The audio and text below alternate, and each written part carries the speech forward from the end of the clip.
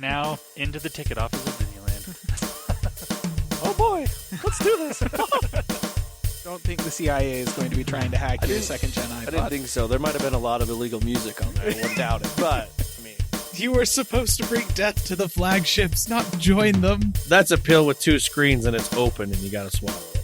iTunes is a constant source of embarrassment. Behind-the-scenes camera crap. Here, tell us about courage, Phil. Tell us about courage. I am Nadella. I can't do it anymore without laughing. I was going to do the whole thing. Welcome, everyone, to the Calling All Platforms podcast. I am your host, Wes, and I'm here with Landen. Hello. And Caleb. Hi. And we're here to talk all things tech for the first day of the new year. Yay. We are actually recording on New Year's Day. 2023. Yeah, which Get ready brings to us... Write the wrong year on everything for the next, month. Really Yeah. excited for that. I'm lucky. I don't have to write the date too much at where I'm at. So. But when I do, rest assured, 22. Yep. But hey, this brings us to one of our more famous episodes, our Wishlist episode, Yeah. where we come up with things that we talk about what we did or wish list that we had in or basically the year before, and then talk about what we want to see this next year. And I'd have to say, I think it was Spendlove, the second year in a row, has definitely conquered that wish list. Doing okay so far. And I think we'll have you start us off since you won. We'll go ahead and allow you to start us off. Go ahead and take it over. Get us All in right. there. Okay, listener, let's go over my 2022 wish list real quick and talk about what I got, what I didn't get, and in particular, I feel like just go ahead and get it out front here. The Hail Mary that was not actually a part of my wish list. I went back and listened just to double check. We talked about it while I was going over my wish list for 2021. But it was not technically a part of what I was wishing for specifically for 2022, and that is for Microsoft's Xbox division to purchase Blizzard. Okay? Yeah. That was just wishful thinking from me and Wes. It really was. But I'm going to claim it. We specifically had said, hey, Phil Spencer, if you want to buy Blizzard, that'd be great. And, while you're at it, maybe you pick up BioWare and stuff. We were just spitballing, wishful thinking, whatever. 3 weeks later, Microsoft announced that they were buying Activision Blizzard, and I about crapped my pants. So I had to look and see if this was a prank. Yeah, I remember because that first picture, it says, it shows Xbox on one side and had some of the properties from Activision Blizzard and saying, acquired for $69 billion. I was like, no, I got to look at other sources. This is a prank. There's no way. Yeah. No, it was real. And it has taken over a year. And it's still not actually a thing yet. So I don't know. I'm going to claim the win. I'm going to say I did get that. Yeah. But it's still, kind of floating in the air. Technically it's not been officially ratified yet.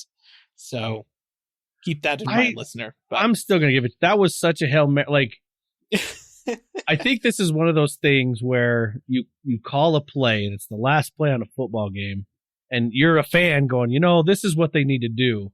And then the quarterback does that. Now we got to wait and see if the receiver actually catches the ball. But this is one of those things where you're like, wait, there's what? That's fair. I'm going to give Caleb credit, like he said, because the fact that it even is potentially a thing is way more than we even thought was going to happen. Oh, yeah. So even if it doesn't end up happening, the fact that it was talked about and almost a thing, I think it's a win. The fact that it made it this far. Yeah. No, serious. They made an announcement. There's money. Money's on the table, whether they get it or not. How's that? Yeah. Yeah, that's fair. Money's on the table. So that's fair. At the very least, Phil Spencer and Xbox gave it their best shot. So even if the deal doesn't close and it doesn't go through, they tried, and that was what I had asked them to do. So Yeah. Okay. So you got that one. So yeah, I'll take it. You're Hail Mary, man. Oh, man. All right. Now, on to the rest of the items from my 2022 wish list that were actually on my 2022 wish list. I got some of these, and others kind of got them like halfway, sort of. Honestly, I feel like the most obvious win for me was the Blizzard thing, which is kind of hilarious. The first thing that I wanted from Apple was a $500 Mac. And I talked about how it felt really obvious and really easy for where my Apple was sitting at that time, having just launched their MacBook Pros with the M1 Pro and the M1 Max. And just from where they were sitting, it seemed really easy to release a $500 headless M1 powered Mac. I still think that seems really easy, and I'm upset that it didn't happen. Like, Apple freaking, like, the closest that we got is that if you buy a used M1 Mac Mini, you might be able to get some of the base models for close to $500, but it's a used computer. You can't buy a brand new one from Apple. And that's as close as we got. So, did not get that one. Apple this year was kind of a letdown when it came to the Mac because they did so much in 2021. And I thought, okay, use this momentum, continue it on, and then nothing really. Yeah. And then, nothing. Yeah, that's absolutely true. Absolutely true. I did, because the second thing that I wanted from Apple was prosumer Max, right? Something in the $1,400 to $1,700 starting price range that was targeted at their, not necessarily only their pro users, but also their, like people who had a little bit of money who wanted to dedicate to a computer for their hobby, but it's not necessarily their main source of income. And Landon's got his hand up. Exactly. And I was talking about kind of a higher end Mac Mini with maybe an M1 Pro in it or something like that. What we got was the Mac Studio, which it's a good prosumer Mac.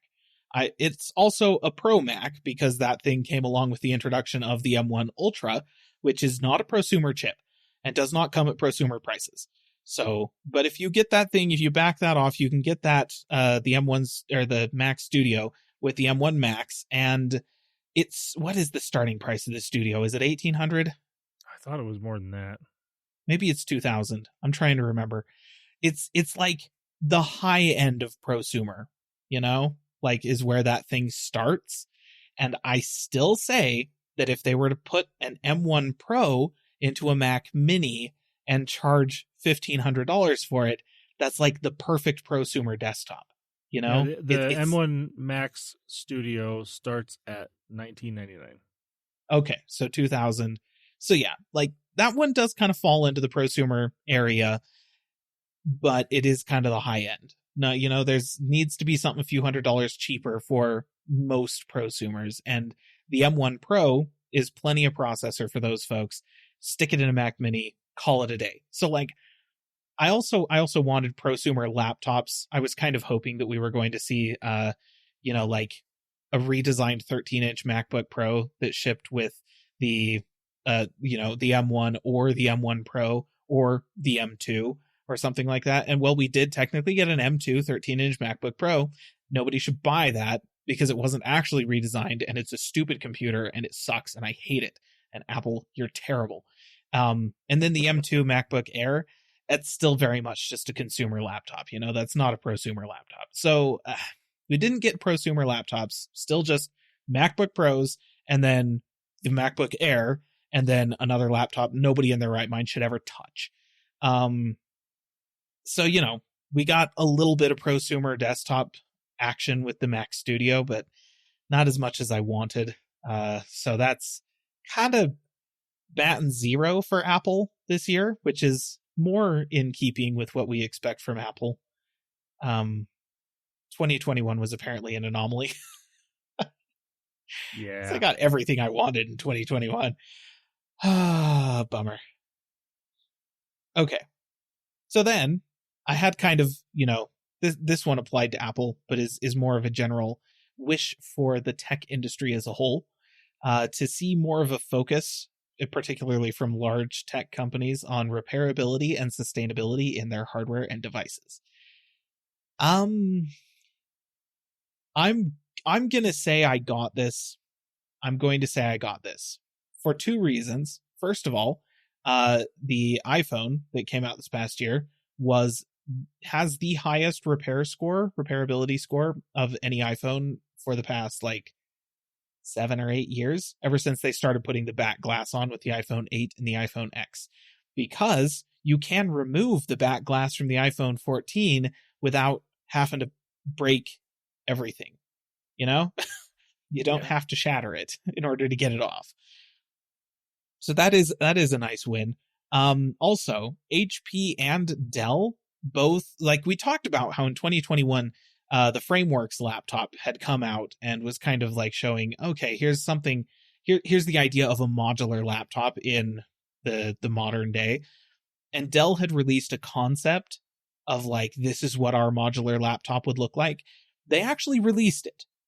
It's an enterprise grade machine, and so probably consumers have not seen it, and it's expensive, it's pricey, but it's there. And while it's kind of marketed more towards large companies that need to be able to service a whole bunch of laptops through their IT department as cheaply and quickly as possible, it does mean that you have a more repairable, more serviceable laptop. And we have another competing offer from HP along those same lines. Based on that, I honestly wouldn't be surprised to see companies like Lenovo following suit with their enterprise-grade machines in the near future. And just so long as they keep moving in that direction, I feel like that's good. It'll eventually end up in the consumer laptops, but even right now, if you want to place an emphasis on repairability and sustainability in, say, a laptop, you have a few options that you can go and get, so long as you have enough money. So that's pretty good. The industry still needs to keep working on this, obviously, but some progress has been made. Now, smartphones as a whole still tend to be a giant black hole where this is concerned. So that's not great. But, we take these victories where we can get them. I would love to see more, but at the very least, a few companies have done something. Yes. All right. The next thing that I really wanted the industry to do was make processors, graphics cards, and consoles to be in stock at MSRP. So this one is very much like a 50-50 kind of thing. With the generations of processors that launched this past year, they have been generally in stock and generally at MSRP. Yeah, for the most part. There's been some exceptions, and right around launch, and anything's difficult to get with popular tech items. But for the most part, processors pretty good. Then on the extremely positive side, which is a huge relief given where we were sitting a year ago, this time crypto crashed. GPU mining. Crypto is basically not profitable at all anymore, and the used market is absolutely inundated with excellent, reasonably good nick graphics cards for dirt cheap. So if you want a graphics card right now, you can go buy a used one for nothing, or you can go buy a new one and the prices are actually at or below MSRP. Which is fantastic. Mm-hmm. Unless you're shopping for the NVIDIA's 40 series, which just don't at this point. Those things are priced like we're still in the GPU shortage, and we are not still in the GPU shortage as of the beginning of 2023. So that's fantastic, and I love that. So got that. Very happy about it. Now consoles. Generally speaking, if you can get a console, you're going to be getting it at MSRP, but it is still pretty difficult to get most consoles. The PlayStation 5 has never been reliably in stock since it was released. That thing is just unobtainium a lot of the time. the newer versions of the Switch, like the Switch OLED, that thing just keeps climbing in price because Nintendo can. And people will buy it. And that's frustrating. Like, if you're shopping for an Xbox, your odds are a little bit better of getting just being able to go to like a Target and buy one. But even still, you probably ought to check on their website and make sure they actually have one in stock before you waste the gas to drive there, you know? True. Just in case. Because, like, sometimes, yeah, they have them in stock. You can buy them. Other times, they don't. So, yeah, that's great. Consoles, man. We're like 3 years into this generation now, and they still haven't, like, there's not sales on any of these ever. Well, I guess if you want to say this is next gen, you have to give it to the Series S. They actually have it on sale. That's been true. Down. It's like 50 or $60. And I think that sale's still going. You can get it for like $240. Yes, and that's true. So I'd have to say doing really pushing that. The new, this is what I've heard and whatnot, but the new iteration of the PlayStation 5 with the new parts and everything, that one's starting to show more, obviously, but yeah, it's not as stable. But I think that if you're wanting next gen console, the Series S is actually the winner on that one. Yep. It is by far the most easy to get a hold of. And you know, if you're going to be buying a Switch, buying a Switch is actually kind of a nightmare because there's the OLED, there's the classic one, there's the Switch Lite. And then of the classic one, there's like 2 different versions.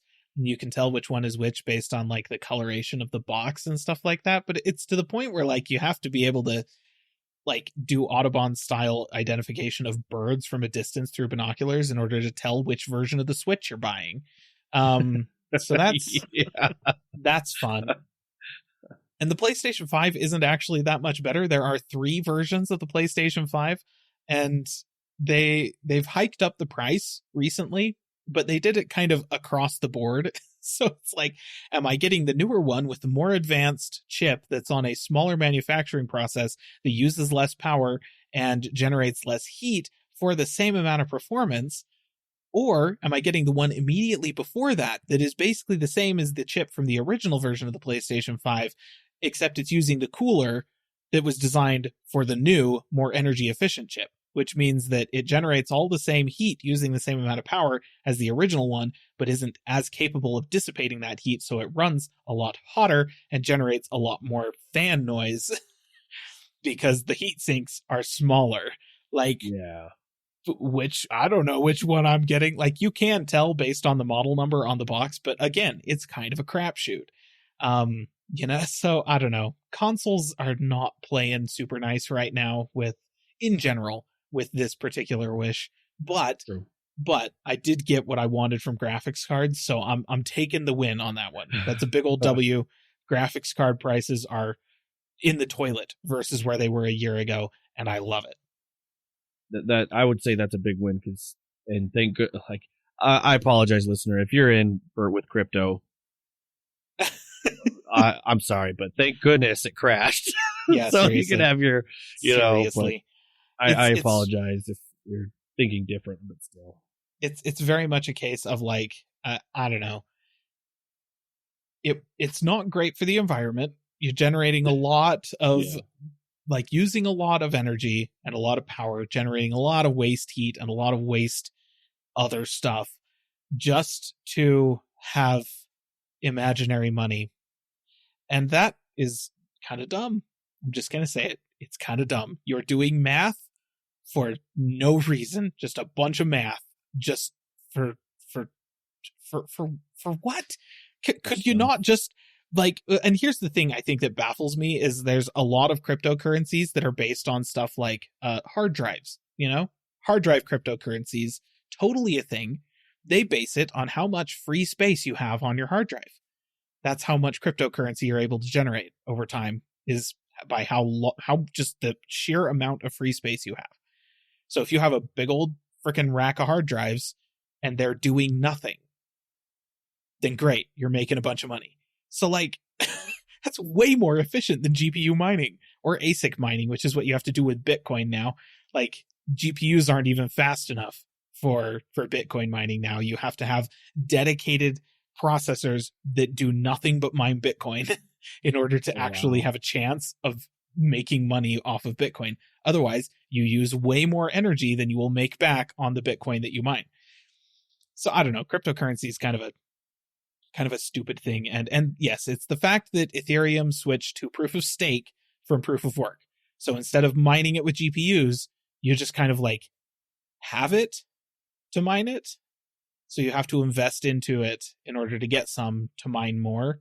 And I'm not sure exactly how the blockchain figures all of that stuff, whatever. All I know is that it means there's a lot more GPUs on the market now since they've made that switch. I'm happy about that. Which gives Caleb the win. So yes, yeah, I will take it. So that was my 2022 wish list. All in all, didn't do great with Apple. Did okay everywhere else.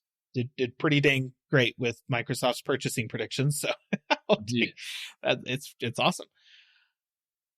All right. So for 2023, I have a few things. I'm not super optimistic I'm going to get any of this stuff now, since I didn't get any of my stuff with Apple last year, and I thought that those were really easy things for Apple to do. And I mean, we'll start there. My first item is a $500 Mac. I'm sorry, Apple, come on. You're still selling M1 powered computers. The MacBook Air, like the M2 MacBook Air, isn't actually replacing the M1 MacBook Air. It just is a more expensive computer that you can buy. The M1 MacBook Air still exists. That's the sub $1,000 MacBook you can buy. So I still see no reason why you can't just make the M1 Mac Mini $500. Just do it, you idiots.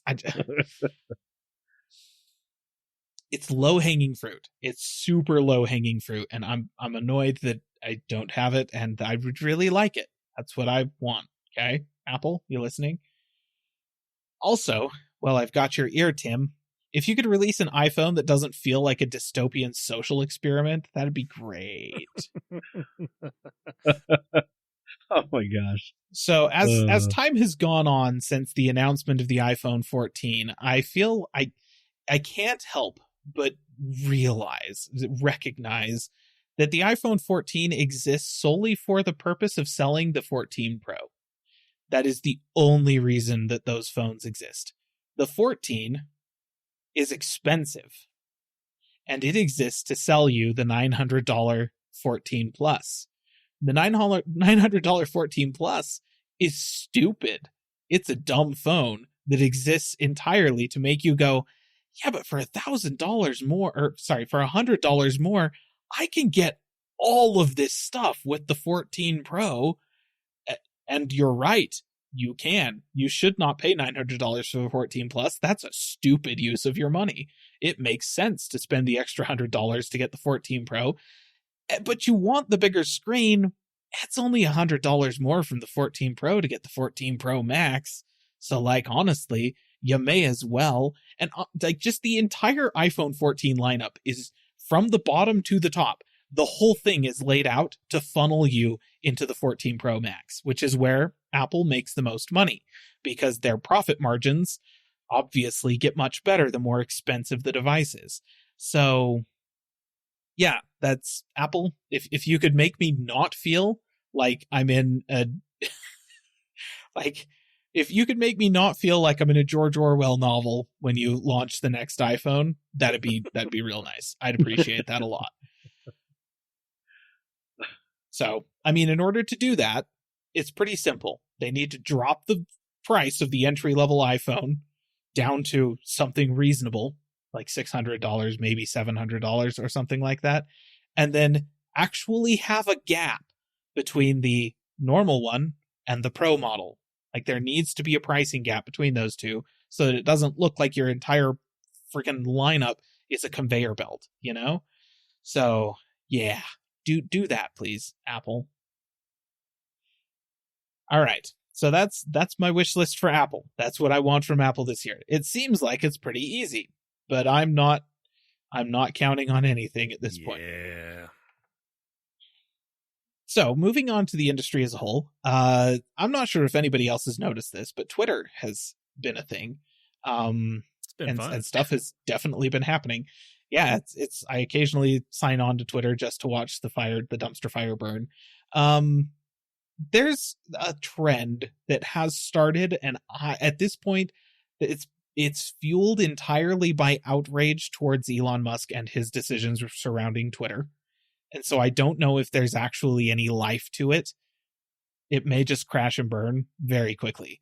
But I would like to see it actually happen. I would love for open source social media to be a thing. Like, please. Social media that is run by and for people to communicate with other people in a social manner. Not by a corporation to monetize people's eyeballs via advertising or whatever that Facebook and Twitter and all of them do. You know, like I would just love to feel like I would love for MySpace to be that's where we're at. So, you know, currently I've got my eye on Mastodon. There, it's a really interesting concept of something that is kind of like Twitter, but is just so fundamentally different from Twitter, where there are no advertisers. Like, the instances of the social network itself are, a lot of them, free. Like, they're run by open source organizations that are just hosting server time for people to use. And it is impossible to advertise to these people. And so since it's impossible to advertise, you don't have the algorithms and stuff like that Twitter and Facebook and Instagram use to feed you content and feed you advertising content. They don't feed off of, like, you know, loops of anger and hate and stuff like that, the way that the social media algorithms that are out there do. They just show you the timeline of people you follow in chronological order of what they posted. So you want to keep in touch with people, you follow them, and whenever they post something, it shows up and you can look at it and read it and comment and interact with it. It's like, it's early days Facebook kind of behavior. And I really like that. I'd love to see more stuff like that. And the only way that I see that happening is if you have basically a nonprofit social media. So that's what I would like to see become a more prominent trend, is moving towards those open source, not-for-profit social media platforms. So that's my first big thing for the tech industry as a whole. Now, for gaming, I would like games that emphasize a quality experience over the inclusion of a checklist of features to get, I guess, the recognition they deserve. It's not that these games don't exist. I just feel like there's a lot of attention paid to stuff like God of War Ragnarok, which, like, from all accounts, has an excellent story with great characters, is a really good single-player experience that has a good focus on stuff like the combat, which is what you expect out of a God of War game, and that sort of thing. So it's a good game that was made very good, but it also has, like, an open world with a bunch of repetitive fetch quests and crafting stuff and, like, resource survival management and stuff like that is just a checklist of features that AAA games have decided they have to put into every game. Otherwise, it's not successful or something like that. Ubisoft. Oh man. Freaking Ubisoft uses the same checklist for every game, and they basically just changed the title. Like, I'm sorry. When you go from playing a Far Cry game to an Assassin's Creed game and stop a Tom Clancy game in the middle and you can't tell where one ends and the other begins, that's a problem. So, yeah. So the AAA games industry needs to stop doing that, basically. You know, like, I just, Tomb Raider's a pretty good example of that. Like, Tomb Raider, what am I doing in Tomb Raider? I'm raiding tombs, you know, I'm killing a bunch of faceless bad guys, Indiana Jones style, and I'm doing really, really bad archaeology. That's what Tomb Raider is all about. You know, it's about the traversal, it's about the guns, it's about the quippy one-liners and stuff like that, and that's great. And the recent Tomb Raider games, the more recent Tomb Raider games, had that. And it was good. But they also had, like, you know, survival crafting stuff and weapon crafting management and outfit collection and, like, you know, all kinds of just random stuff that was kind of tacked on. And it felt tacked on. It didn't feel like a core part of the experience. So I'd like for AAA games to stop doing that. I would like for AAA games to just focus on doing one thing as good as it's possible to do it. Like Elden Ring, actually going, hey, we're going to make an open world RPG. So you get to customize your character with their gear and stuff like that. And then it's a big open world where you can go across the entire thing and fight anybody you want, wherever you want, whenever you want. They just, that's what they did. And it was the best game of the year by a long shot. So, like, yeah, more of that, please, AAA games. And then the last item on my wish list is actually, like, I don't know that we've done anything like this on the wish list before, but this is just a thing that I want. I want a play date. You know, this stupid little yellow console with crank on the side, a little handheld thing. Date. I want one of those. Thank you for specifying. They're cool. Yeah, I figured I'd better. And here's the thing. When they named that thing, they knew that everybody would have to specify. Yep. It was very brilliant on their part. Yeah. But yeah, I want one of those. I mean, that's something that I have direct control over. Like, I can't just go buy myself a Playdate. So we'll see if I actually do that this year. But yeah, that's my 2023 wish list. That is awesome. Good wish list. Yes. Well, let's go ahead and let's move on. Let's get into this. Hey, Landen, why don't you go number 2? Take it away. I don't need to do that right now, and I shouldn't on the podcast. I mean, you probably shouldn't. If there was any time to have a fart sound on your soundboard over there, yeah, I feel like this was the moment. That was it. Don't have. I mean, we've talked about this. I mean, make it happen. Anyways, I will talk about my wish list from 2022. So I got 50% on my wish list from last year. So the first thing that I talked about wanting was consistency from Google. At that point last year, they were kind of all over the place in what they were doing with their phones. And it was just like, throwing stuff it was kind of like what Samsung used to be back in the day. They would throw stuff at the wall, and if it stuck, they'd go with it. And if it didn't, then they'd move on. Well, I think I got that so far. I think they've kind of gone back into some sort of rhythm with the A-series phones and their main phones. I think we're okay. Now, obviously, we'll have to wait and see if that continues on. But for now, I think we got that. The 7 and 7 Pro were very similar to the 6 and 6 Pro, but definite upgrades, in my opinion. Mm-hmm. And the 6A came out like it was supposed to. Good phone. Things are... I think we're good there. So, good job, Google. You gave me that for now. My other one that I wanted... didn't happen. And this goes back to what Caleb was saying. And I'm kind of in the same boat. Like, I want the Prosumer Max, but what I specifically asked for and what I specifically wanted was an M1 Pro Mac Mini. Seemed easy and logical, especially after the Studio came out. I'm like, okay, they got that. They need something in the middle. They did not give us anything in the middle. I mean, personally, I don't care if we have a prosumer laptop. That's not my thing. I'm not going to buy one. I want the desktop. I want the headless desktop. I want the Mac Mini with M1 Pro. Give it to me, Apple. Didn't happen. Freaking Apple. Yeah. Anyways, rant. Moving on. The other thing that I wanted that I think I got, I asked for more affordable electric vehicles to start coming to market, and I don't think we're not to a point where you can buy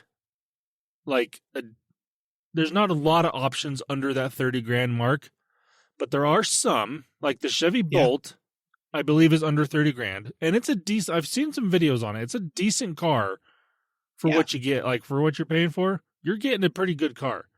So we got some, and we're starting to get more announcements on a more variety of cars as well. You're getting more SUVs, you're getting more cars.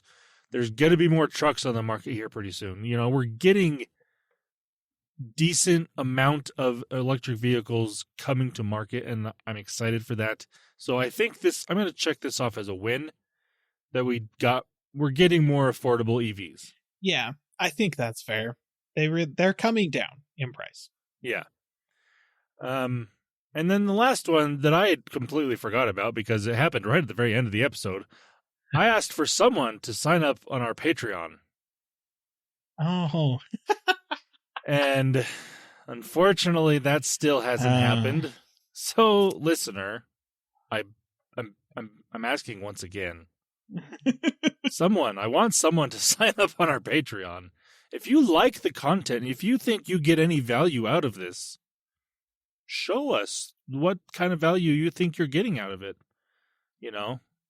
I mean, you get more out of it if you sign up for Patreon. You get into our Slack channel, which is sometimes fun.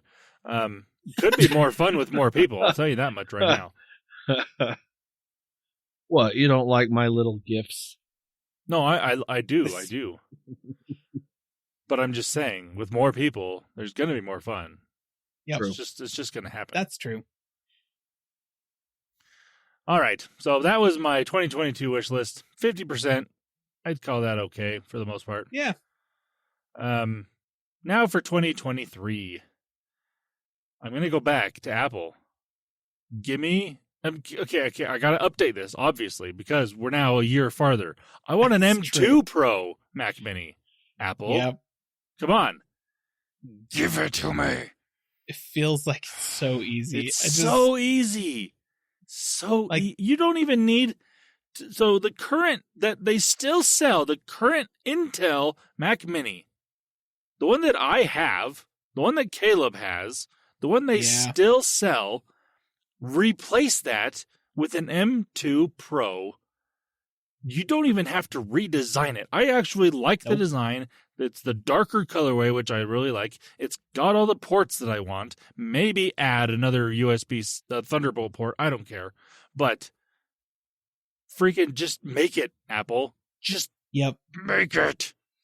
I mean, and the thing that's really frustrating is that, they wouldn't have to redesign the chassis at all. No. They're putting M2 chips into freaking, paper plates, That's basically what the iPad is at this point. Yeah. And I don't know.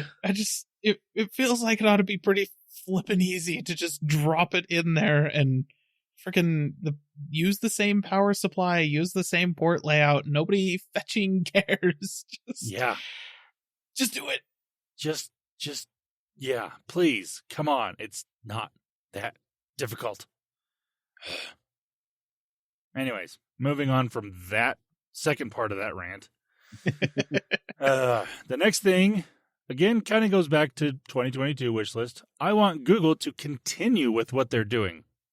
So this next year is potentially a year that I will buy a new phone.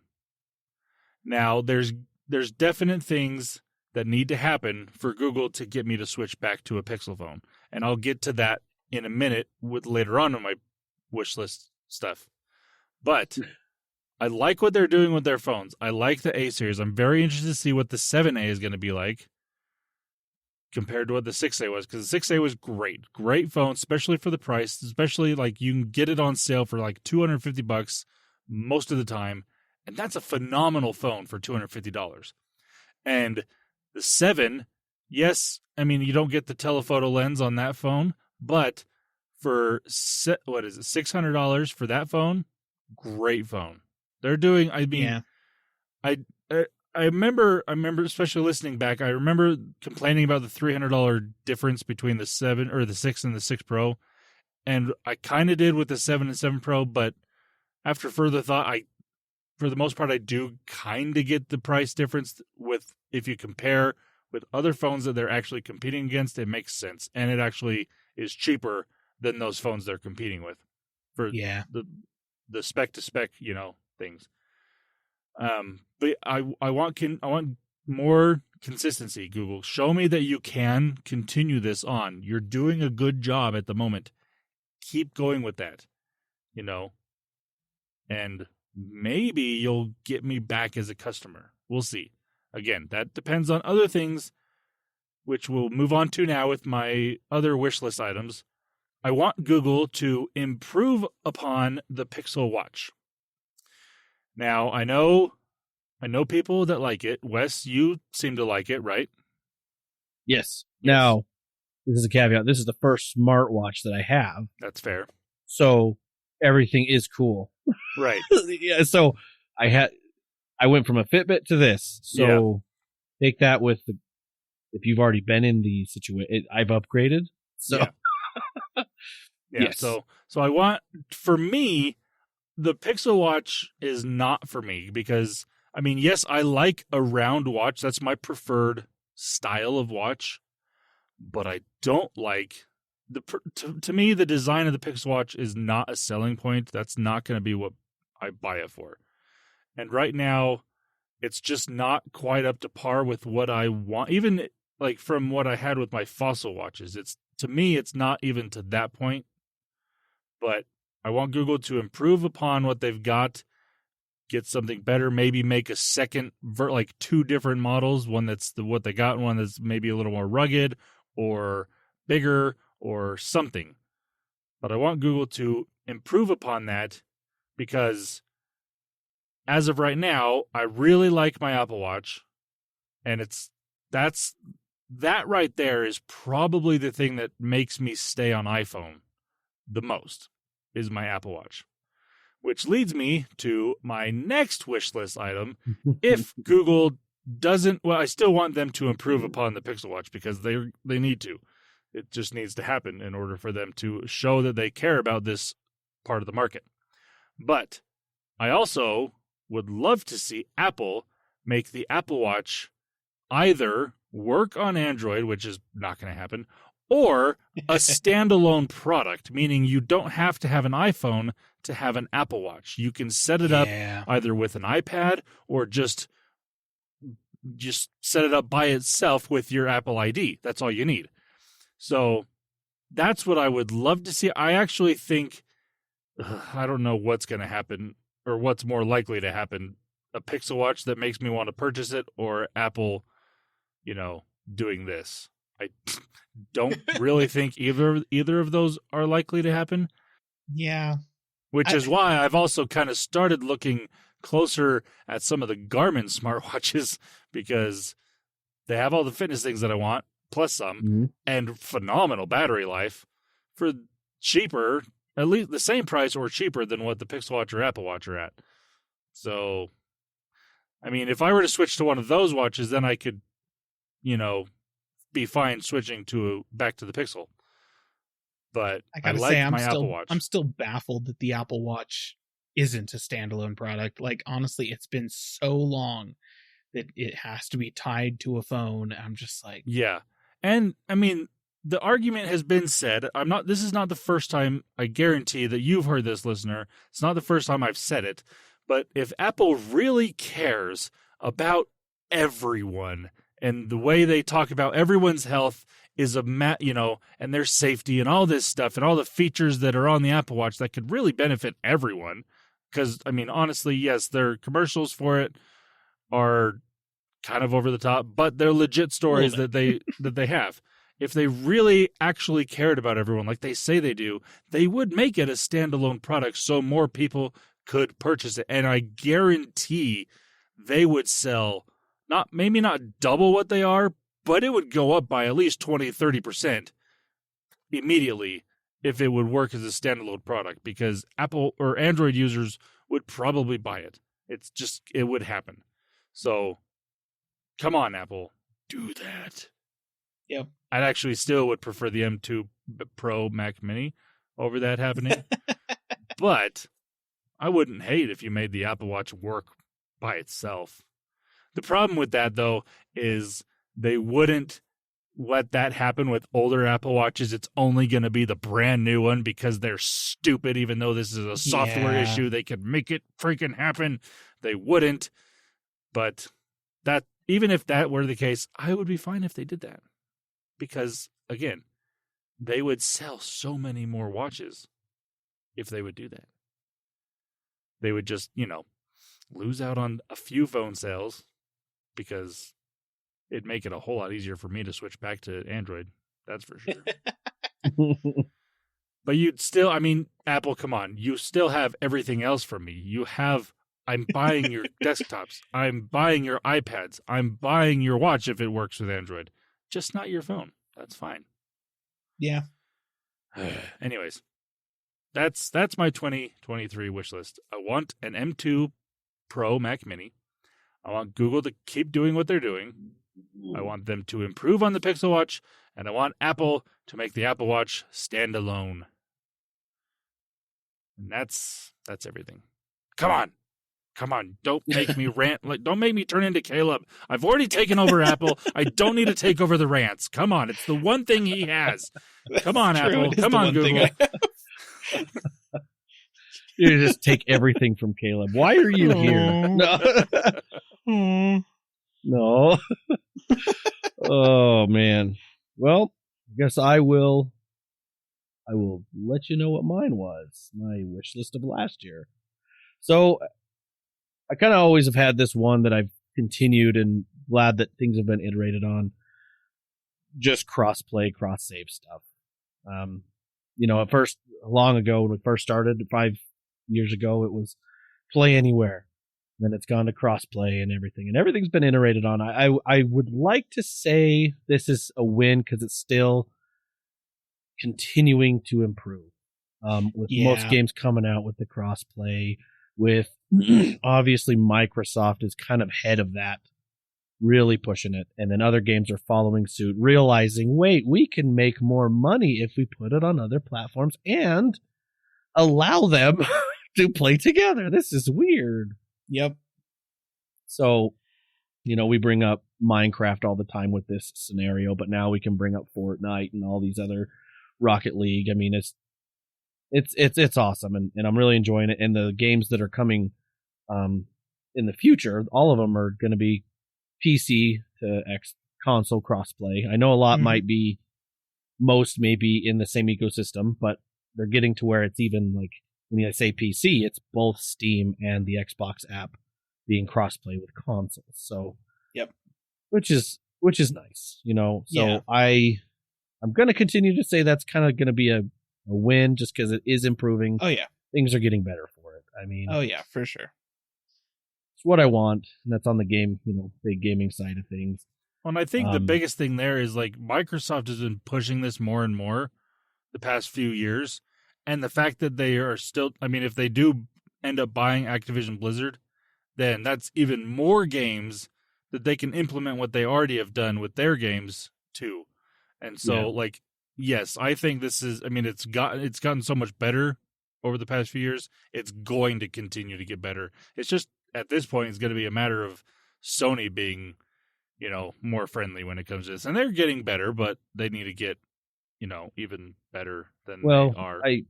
Sony, no, they don't care. Make it crossplay, but you'll have to pay crossplay tax. So, sure, more money for us. Which that's a whole other story. I don't want to get into that. But I'm hoping that it starts to become a norm, and it's really cool to see that Steam is playing nice with things. There's even when certain things are closing. For example, Bethesda, they just got rid of their Bethesda launcher and then just said, hey, you can just play your games on Steam. So that's great. I heard, or I saw a quick article saying when Stadia is closed, Ubisoft is giving people the PC versions of, saying, hey, you had this on Stadia, here, you can get your stuff. I saw that quick article for Ubisoft. So nice. Oh, that's good. Things are starting to consolidate a little bit, which is, I'm going to say for the PC is a good thing because there's so many stinking launchers. Yeah, holy crap, yeah. So that's going to be good. But what's nice is about that is, like I said, the cross-play, cross-save, things are just really cool to see what's happening. So I'd have to say, pretty good win on that, Yeah, for sure. For that. I kind of, what would you say, hitched my wagon to Caleb on one of this one for last year was a better way to buy hardware.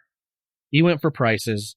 I kind of went the route of a better user experience. So I don't know, it must have been huge fad, but when everyone was at home not doing anything, they decided to build bots to buy things to sell, at high prices. Yeah. And that was a big thing. So trying to get these new consoles, I know that was 2 years ago, consoles, graphics cards, you name it.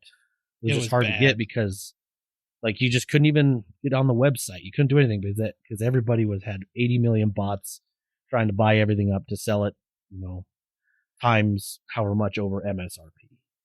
I know companies have been trying to iterate on it.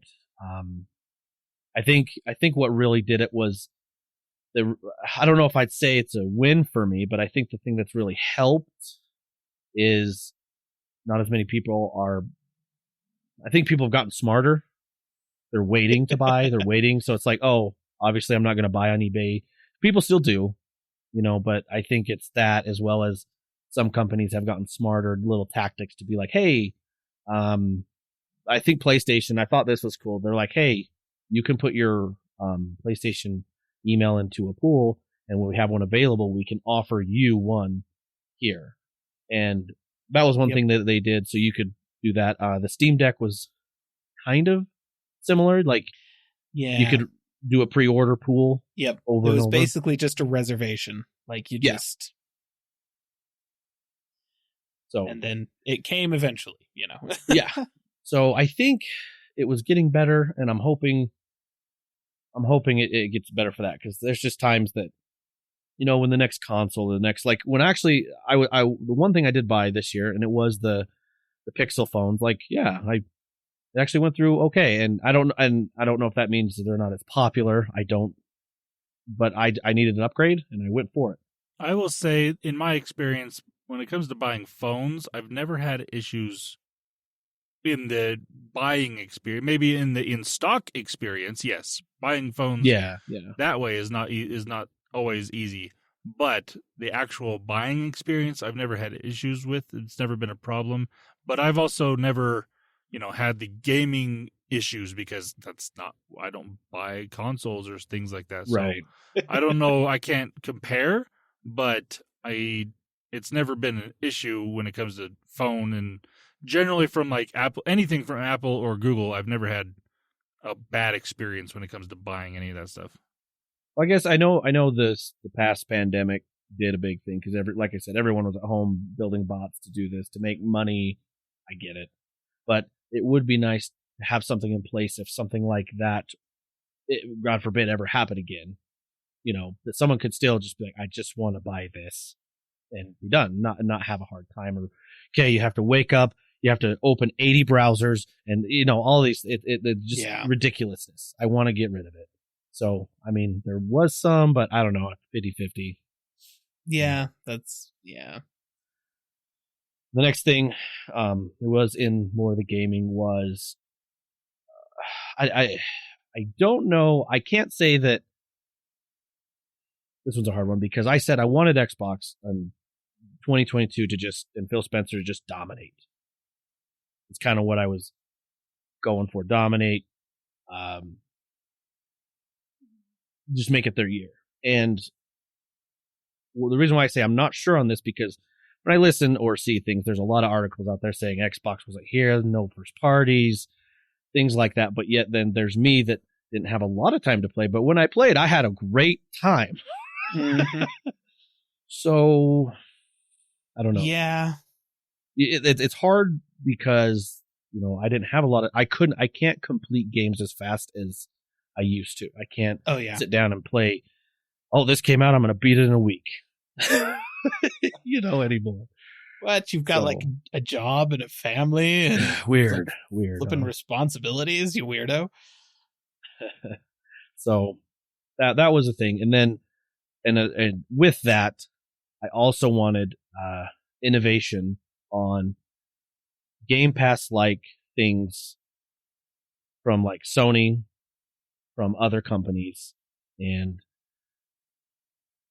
sadly to say, I think this ABK deal hampered innovation because Sony didn't want to do anything to help their case on the subscription side, because then they would look strong, and then it's a political game is what I'm pretty much saying. So I think everybody kind of got hampered. Xbox was the one that was still innovating. They're still pushing forward. They're trying to get this family plan going. They're trying to add things to it, which is good, but still wanted to see the other side.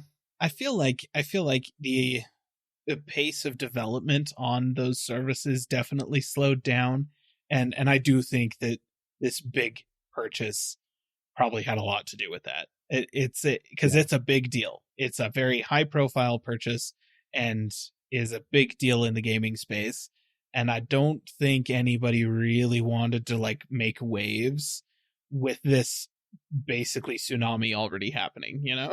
Yeah, exactly. And I think that's what it was, because Sony, they did come out with their PlayStation Plus, and I think it was kind of to answer to that, but it was shortly after Microsoft was already in the works before they announced buying ABK. Exactly. Yep. And so now they're like, well, if we make PlayStation Plus better, then that's not going to help us because we need Call of Duty or whatever argument they're doing to hamper that, So and that sucks, because I am one that really enjoys Game Pass. Like I do. I think it's great, And I'll be honest. If you go back when they first announced Game Pass, I was like, "What is this?" I was that guy. I was like, "Why are we doing this?" But then, they're putting their money where their mouth is and just giving it, and it really is good, and they're innovating, which is cool. But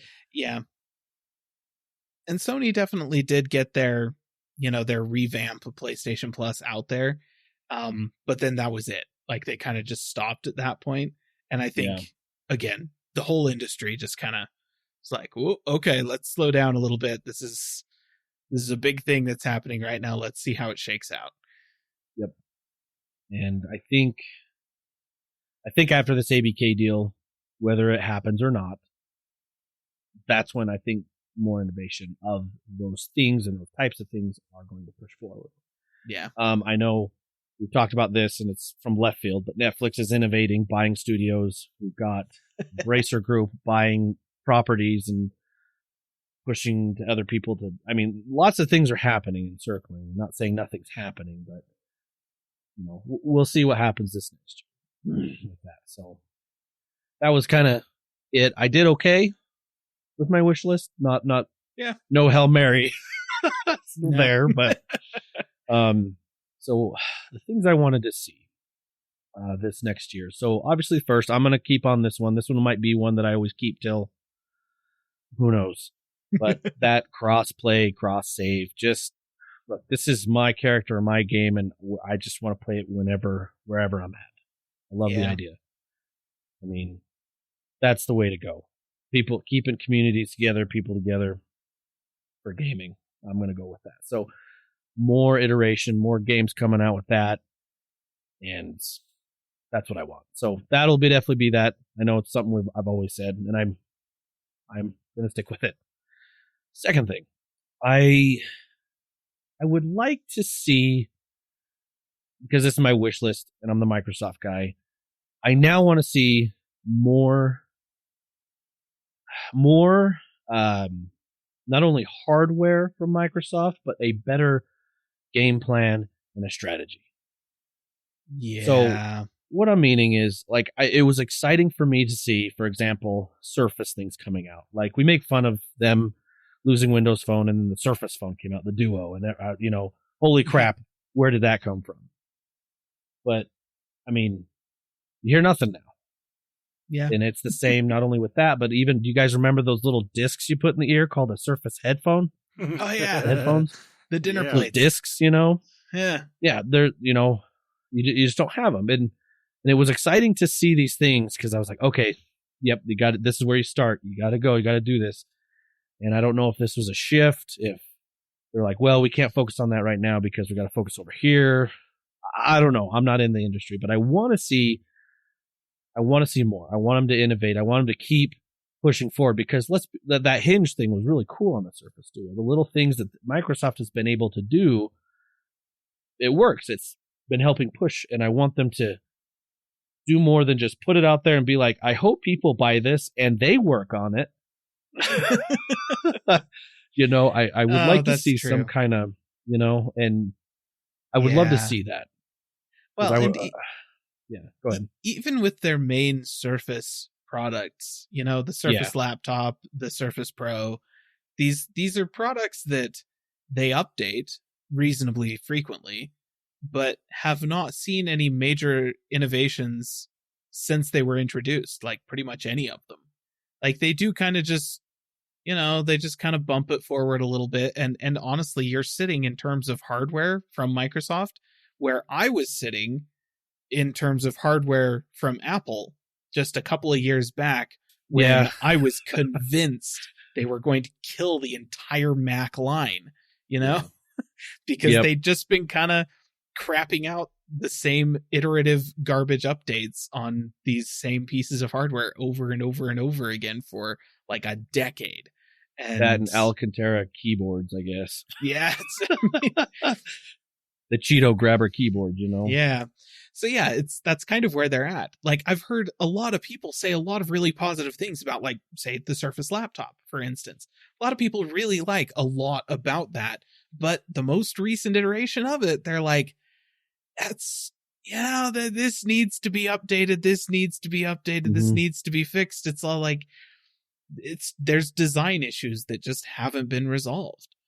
Yeah. So, and I don't know if it's lack of innovation. I don't know. It seems like, I guess I like the idea of how Apple is like, I like buying in the own ecosystem. I like that idea. Like, you're going to get an iPad because you have an app, and things work together. I love that idea. And granted, Microsoft's Windows is legacy based, and that, and then you can't piss off OEMs, and I fully understand that. Like, you can't be like, buy a Surface, but we're not going to give this detail to our OEMs because I get that. But and this is me talking without an idea. Like, I would love to be like all about the Surface, and the products, and you know what I mean? I would love to do that. But right now it's like, I've looked at Surfaces to be like, I should upgrade mine. And then I'm like, well, I could, or I could buy something that's like $500 cheaper with all the same stuff. Yep. Yeah. And so it's like, but so in a nutshell, I'm hoping this next year they can innovate, or, get the hardware, get a plan, and be like, and whether, I know lots of times they don't say what they're doing. They're like, oh, this is just cool. Here you go. Nobody bought it. Okay, let's do something else. We're not going to update, you just don't hear anything. Like I said, those Surface headphones, it was funny to watch you guys when I said that, and you're like, oh yeah, they did that. And it's funny because, like, their over-ear headphones that they had, I heard so many good things about those. Like, when they first came out, they were a lot of people's favorite headphones. Yeah. And then they just, nothing else, no more. Nothing. That's like, just nothing. Make another version. Come on. And the biggest complaint of those right now, you want to know what's funny about those? A lot of people are like, okay, listen, it's been a couple years now.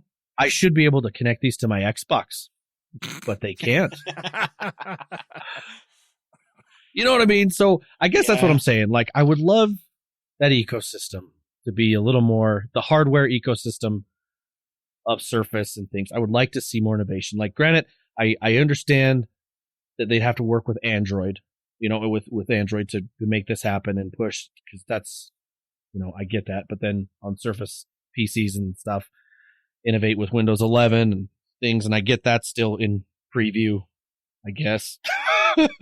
So, but that if that makes sense, that's kind of what I'm looking for Wishlist, for hardware for Microsoft, because like I said, we talked about me buying the phone, on Pixel phone, the watch, as well as the headphones or the new buds. And I'm not going to lie, they're pretty dope.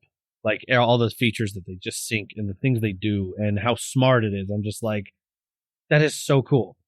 I would love that over here. Just, so I would love to see that and bring their own side of things, so that's what I'd like to see for, on hardware, things like that. So for me, and then,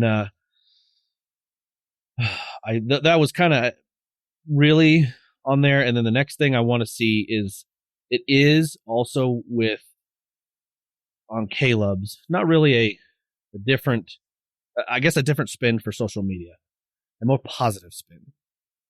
Because I also get on Twitter, and like I don't get on like Facebook anymore. That is more so I can control my kids' stuff. Yeah. Because if I don't, then they don't get it, and so but they like to talk to friends. And that's the only reason. But like Twitter, where kind of I find my news, and I like that. But oh my gosh, it's not good. It's not the promoted things, the things like that. Like I get it. You got these two sides and all this stuff, but like there's just times I'm just like, yeah, I want a better positive. Like you said, I would love to be like who I'm following. I could be like, yeah, that's cool. Like I like this timeline. Like I love that idea, but and by all means, I don't have the idea here, but I would like to see some sort of more positive, more something. And we're always going to have the outliers of hate and whatnot, and I get that. Yeah, but it would be nice if the platform didn't deliberately promote all of the anger and all of the hate, because that drives clicks, it drives views, it drives eyeballs toward their ads that gets them more money. It'd be real nice. But that's kind of any platform. You can say like YouTube, Google does it. Yep. Everyone does it. And everyone that's what I'm saying, like a better unifying thing. I would just love to have a platform that doesn't do that. Yes. Yeah. That's just what I want. Yeah. But just something better. And whether that's Elon doing his thing and finally getting Twitter to where it's like, I don't know. Honestly, I don't want to get into that. When it comes to Twitter, I think it's going to be Elon actually letting someone else run it. Yeah, that getting because if you think about it, I mean, he's done a decent job for the most part when it comes to Tesla, but when you look at SpaceX, he doesn't run SpaceX. Nope. And it is doing great things in the space industry, and and they are innovating. They are doing just amazing. They're actually going to space on a regular basis, and reusing rockets and stuff that we didn't even think about doing 10 years ago. But he doesn't run it. No, and that's like he put a poll up on Twitter saying, "Should I step down as CEO and let someone else come in?" And then everyone very much so said yes.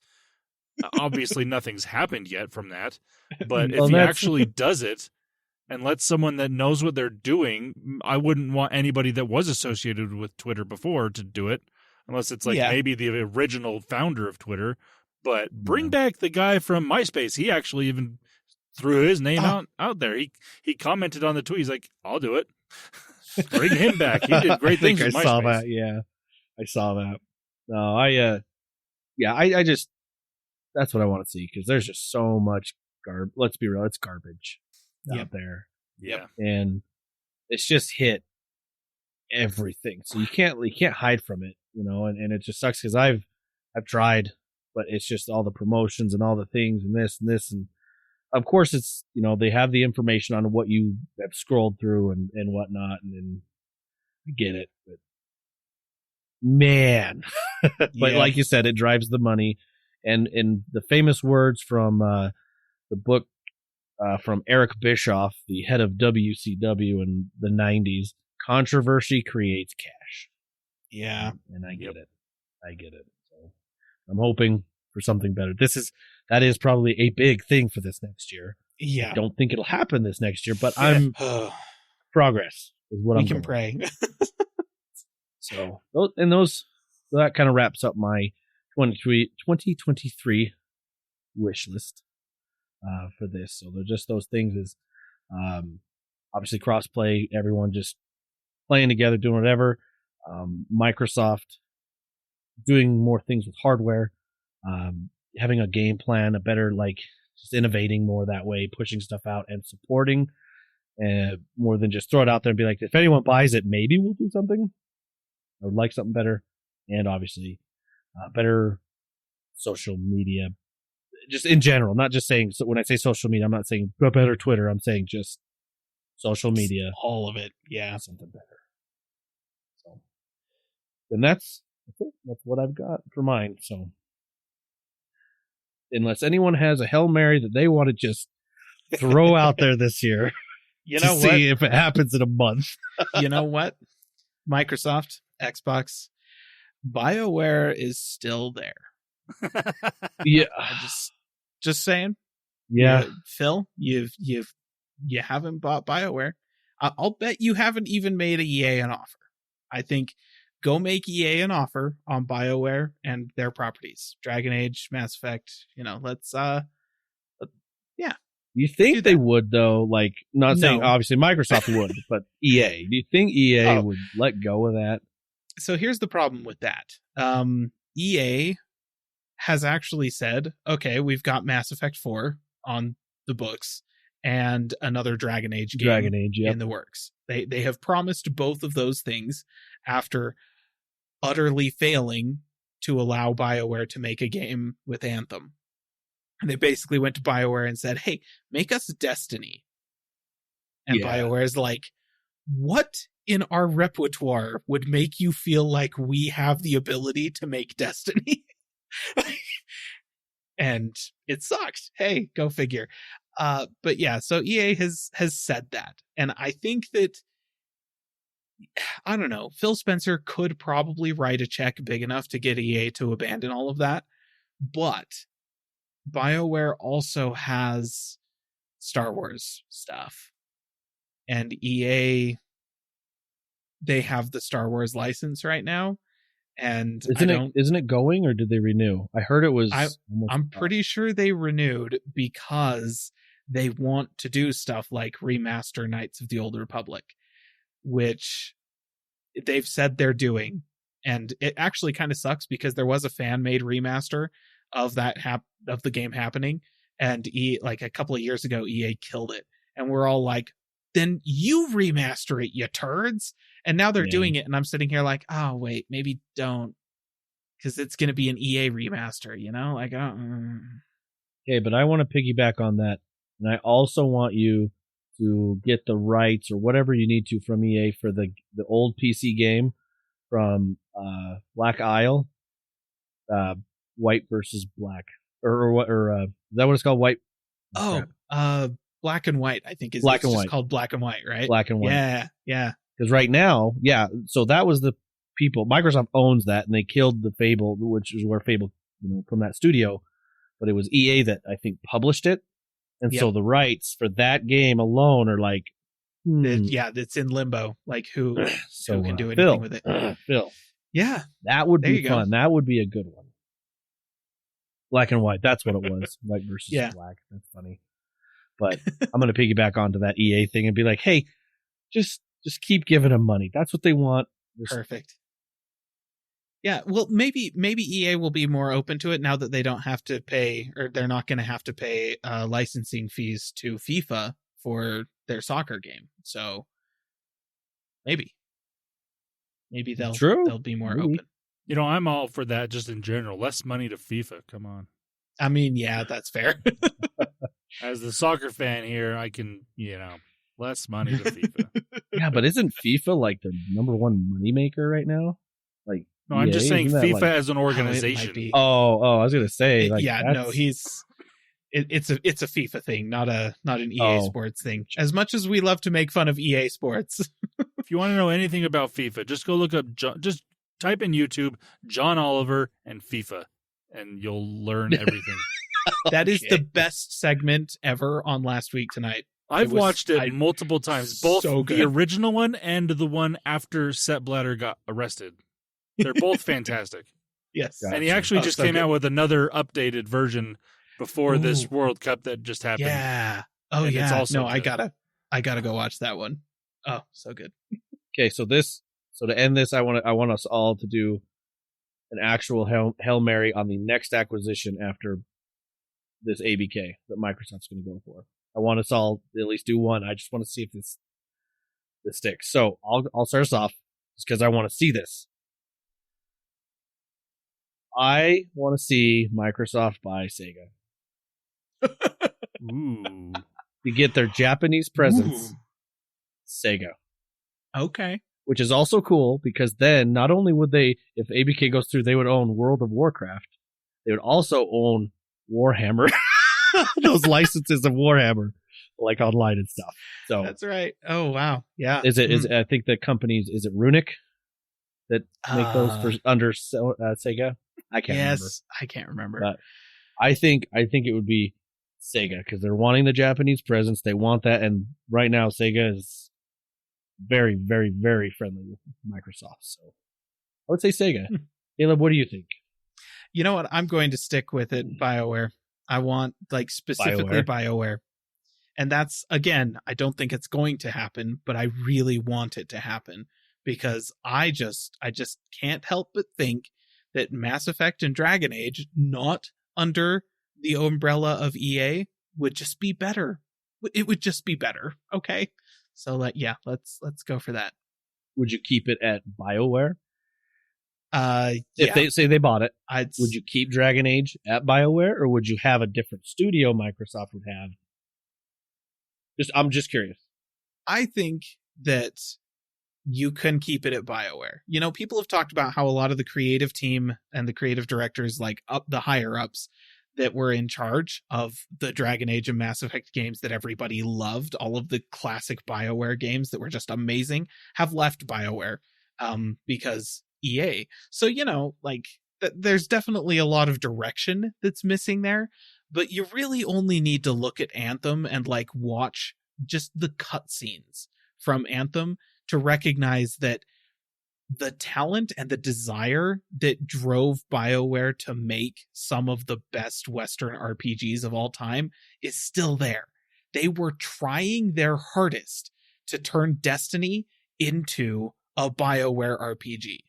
Yeah, they tried real hard. It just turns out that a live service shooter and a BioWare RPG are about as far apart in terms of actual like functionality as you can get, and trying to meld them together failed abysmally. And BioWare also kind of sucks at the live service shooter part of the equation. And so, yeah, obviously Anthem sucked and failed, but they were trying. And the bits that, you know, there's still a company culture at BioWare that results in stuff like Mass Effect and Dragon Age. And I feel like without the overlords from EA there's a chance that BioWare could turn around and release something outstanding. So I want to give them that chance because I think that a lot of the creative people at BioWare are there because they played Baldur's Gate and Knights of the Old Republic and Mass Effect, you know, like that's why they went to BioWare. They love that stuff. And so, yeah, that just because the directors and stuff have left doesn't mean that all of the talent is gone from the company. And I would love to see them have another shot at, say, Mass Effect Andromeda. You know, would that conclude that Microsoft would have every Western RPG studio maker? Like, if they got BioWare? Is there anyone else? CD Projekt Red. They would not have CD Projekt Red. But other than that, because they have Obsidian now, they have Bethesda, they would have BioWare. Blizzard, they'd have Blizzard. They'd have pretty much all of the big ones, yeah. They would. There you go. All right, Landen. Just because this would be hilarious if you got this. What's your Hail Mary? What studio or what you think Microsoft would acquire after this ABK deal? So, this is not a gaming thing. But I want Microsoft, and this has been talked about, so there is some justification for why I'm saying this. But I want Microsoft to buy TikTok. I remember us talking about that. Now, I say that as someone who has never downloaded TikTok, probably wouldn't even if Microsoft bought them. But there'd be a much higher possibility of me downloading it if Microsoft owned TikTok. Because I just do not trust the Chinese government that owns Tencent that made TikTok. So even on an iPhone, I'm not downloading TikTok. And it's already, it's very much being talked about in Congress about banning TikTok from the US, which honestly I'm not opposed to because of, reasons. But if Microsoft were to buy TikTok, which again has been talked about, Microsoft even mentioned, hey, maybe we could buy it. Yeah. That's my Hail Mary thing. Microsoft, go out and buy TikTok. And I mean, that's not bad because that would give them a social media presence that they've been wanting. So. Oh, yeah. Yeah. Yep. I like it. I love that. You never know this year. I mean, after that ABK deal, it's kind of, who knows what'll happen, whether they get it or not, Yeah. So, I mean, they've literally said they're not done acquiring. They just stopped for this. So, yeah, that'll be interesting. Okay. You heard it here. It's either BioWare, Sega, or TikTok. Oh, nice. Oh, man. If we get it, is there a trophy we need to make or something for? We'll have to make a trophy. Caleb can 3D print a trophy in the logo of whichever one of those gets purchased. Oh, there you go. Yeah. For the winner. There it is. Perfect. I like it. Oh, that would be so awesome. All right. Well, I think that's everything. We did our one last thing is the Hail Mary. Did that. So thank you, listener, for listening all this time. I mean, we're starting this brand new year, and I hope you continue to listen to us and enjoy all the rants that Caleb does, all the crap that those guys give me, and just the perfect sound quality that this podcast has because of Landen. I hope you enjoy that. And if you want to support, let's be real, you want to support Landen and all this stuff that he does, let's be real. Get on that Patreon. See what you feel that you want to give him because, man, let's be real. This wouldn't be happening if it wasn't for him. That's true. It would not. Very true. Give him the support that he needs because, man, he needs a lot, especially with my voice. I'm trying to make me sound somewhat decent. Let's be real. So throw him a couple bucks. That would be so great. We'd be so grateful for that. Also, if you want to get a hold of us, you have any questions, you have anything you want to talk about or present to us, or maybe even tell me how dead wrong I am on certain things, like how Game Pass is so good, and you're like, no, it's not. I'm all for it. You can get on our social media, and you can we're on Twitter and Facebook. Get on there, say, hey, Wes, no, or Landen, you're all right. Caleb, I agree with you with all your rants. Get it. Make that happen. Wow, I don't think that's ever happened. So that's never happened. You can definitely do that. We're also on YouTube. If you want to check out our YouTube channel with gaming stuff on there, to be determined on our latest stream. Caleb. Yes. To be we'll probably do another. We'll probably do another one, some game or something. I don't know what I did with the audio on that stream, but holy crap, it's weird. But you'll definitely be seeing more content and things from us this year. So make sure you have us. Make sure you're subscribed to us on all the podcasts, as well as YouTube. You'll definitely be hearing from us. And listener, have a good week. Bye-bye. See ya. Calling All Platforms is a production of Supporter Sound Studios. To learn more about how you can support the podcast, go to www.patreon.com/callingallplatforms.